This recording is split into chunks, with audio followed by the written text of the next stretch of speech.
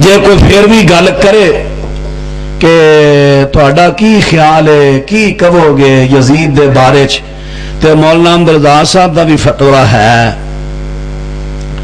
وہ بھی بڑی اچھی گل کہہ گئے نے یزید دے بارے چ۔ احکام شریعت صفحہ نمبر 152 مولانا احمد رضا صاحب دے کولوں بھی سوال ہویا یزید پلید کے بارے میں، ہاں کیا فرماتے ہیں علماء اہل سنت اس مسئلہ میں؟ کیا ضرور فرمان اللہ و رسول یزید بخشا جائے گا یا نہیں؟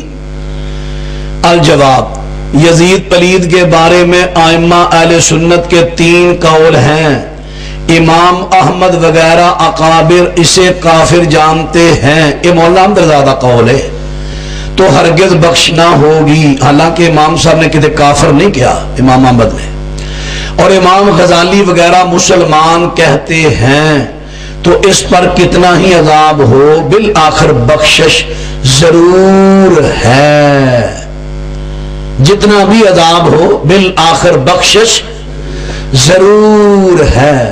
اور ہمارے امام سکوت فرماتے ہیں، ہم نہ مسلمان کہیں نہ کافر، لہذا یہاں بھی سکوت کریں گے، ایتھے بھی چپ رہا۔ امام ابو حنیفہ کہندے نے نہ میں کافر کہنا نہ مسلمان، تے ساڈے علماء سلف دا بھی ایہی موقف رہا ہے، لا نحب ولا نسب، نہ اسی تے لعنتاں پانے نہ انہوں گالیاں کڈنے نہ اودے نال محبت کرنے، کم از کم اے موقف جڑا ہے اس بندے دا موقف اہل حدیث دا موقف نہیں۔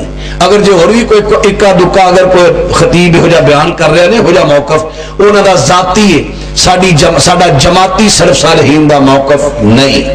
ساڈا زیادہ تو زیادہ موقف اے وے لا نحب ولا نسب، نہ اسی نوں گالیاں کڈنے نہ اسی تے لعنتاں پانے نہ اسی اودے نال محبت کرنے۔